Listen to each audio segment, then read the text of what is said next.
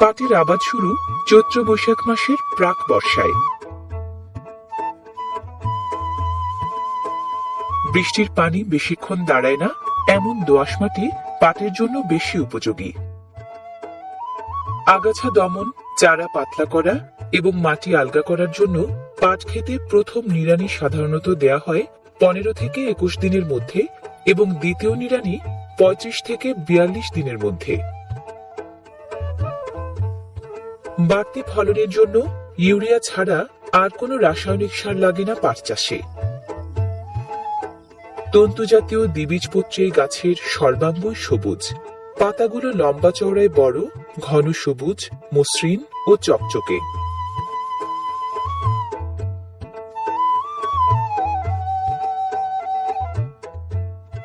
চার প্রজাতির পাট জন্মায় দেশে। কেনাফ ও মেস্তা কম পরিমাণে, দেশি ও তোষা বেশি পরিমাণে। দেশি সাদা পাটের বৈজ্ঞানিক নাম কর্কোরাস ক্যাপসুলারিস, তোষা পাট কর্কোরাস ওলিটোরিয়াস। পাটের লিকলিকে একহারা শরীর, দ্রুত বর্ধনশীল, লম্বা হয় সর্বোচ্চ 14 ফুট পর্যন্ত। 1 হেক্টর জমির পাট প্রতি 100 দিনে বায়ু থেকে প্রায় 15 টন কার্বন ডাই অক্সাইড শোষণ করে ফিরিয়ে দেয় প্রায় 11 টন অক্সিজেন। বৈশ্বিক উষ্ণতা বৃদ্ধি প্রতিরোধে পরিবেশ বান্ধব এই পাট অনন্য এক বিকল্প। চাষিরা পাট কাটতে শুরু করে 4 থেকে 5 মাসের মাথায়, আষাঢ় শ্রাবণ মাসের ভরা বর্ষায়। পাট ফলে দেশের প্রায় সব জেলায়, সবচেয়ে বেশি ফরিদপুর, টাঙ্গাইল, যশোর, ঢাকা, সিরাজগঞ্জ, বগুড়া ও জামালপুরে। উষ্ণ আর্দ্র জলবায়ু আর পলিময় মাটির কারণে বাংলাদেশের চাষিদের ফলানো এই পাট গুণে মানে বিশ্বসেরা। বাংলাদেশে 8 লাখ হেক্টরেরও বেশি জমিতে বছরে উৎপাদিত হচ্ছে 16.5 লাখ টনেরও বেশি পাট। কাটার পর আটি বাঁধা পাট গাছ সাধারণত জাগ দেওয়া হয় ধারে কাছের জলাশয়ে।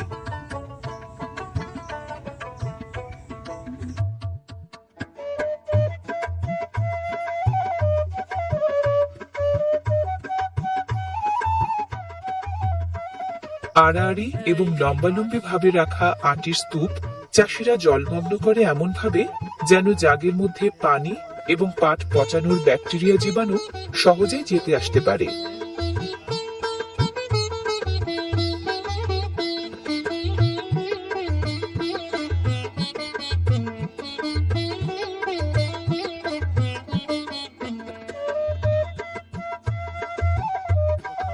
সাধারণত 2 থেকে 3 সপ্তাহ পানিতে ভিজলে পচে যায় গাছের বাকল।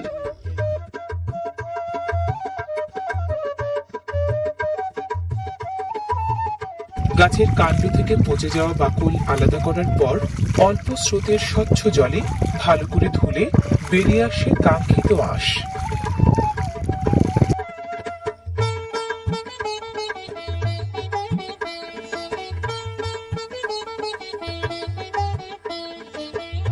জাগ দেওয়ার কায়দা, পচনের মাত্রা এবং আঁশ ধোয়ার পানির গুণগত মান ঠিক থাকলে প্রাপ্ত আঁশেরও রং এবং মান ঠিকঠাক থাকে।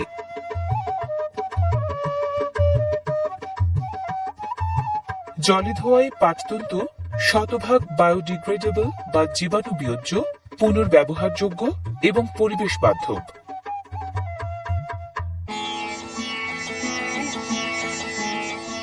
পাট পুরোপুরি বর্ষাকালেরই ফসল।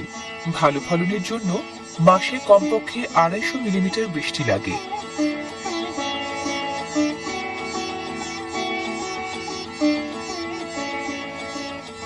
বর্ষার ফসল হওয়ায় পাট কাটা থেকে শুরু করে আঁশ ছাড়ানো সব কাজ চলে বৃষ্টি বাদলার উৎপাত সয়েই। দেশের 40 থেকে 45 লাখ চাষি প্রত্যক্ষভাবে যুক্ত পাট চাষের সাথে। পাট ও পাট পণ্যের উৎপাদন, প্রক্রিয়াজাতকরণ এবং বিপণনের সাথে জড়িয়ে প্রায় 4 কোটি মানুষের জীবন জীবিকা। কিছুই ফেলনা নয় পাটের, আঁশ ছাড়ালেই মেলে পাটখড়ি। পাট গাছ থেকে আঁশ যা মেলে তার দ্বিগুণ মেলে খড়ি।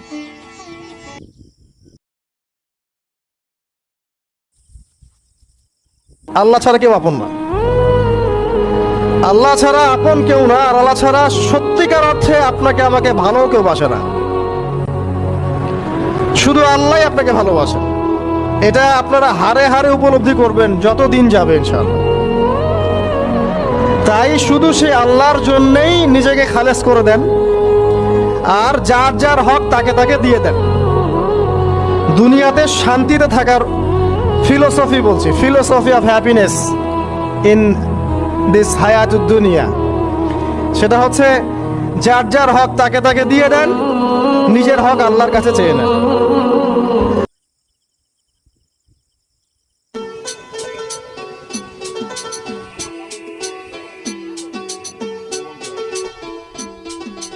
বিশ্বে উৎপাদিত মোট পাটের প্রায় 1/3 উৎপাদন করে বাংলাদেশ।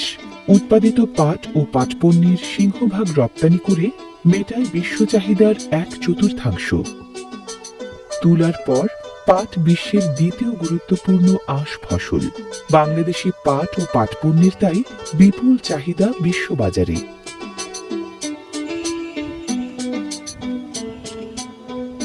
একসময় পাট ছিল বাংলাদেশের রপ্তানি আয়ের প্রধান উৎস। এখনও এটি দেশের অন্যতম প্রধান অর্থকরী ফসল। মোট রপ্তানি আয়ের 3 থেকে 4% আসে পাট ও পাটজাত পণ্য থেকে।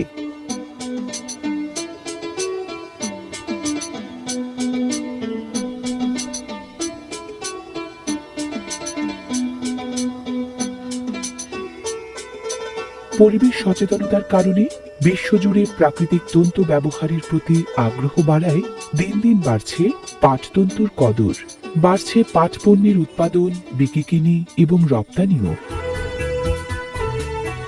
দেশীয় ও আন্তর্জাতিক বাজারের ক্রমবর্ধমান চাহিদা, উৎপাদনশীলতা বৃদ্ধি, প্রযুক্তিগত উন্নয়ন এবং পাট ও পাটজাত পণ্যের বহুমুখীকরণের সুবাদে বিশ্বসভায় আবারও মর্যাদার আসন দখলের স্বপ্ন এবং সম্ভাবনা জিইয়ে রেখেছে বাংলাদেশের সোনালী আঁশ।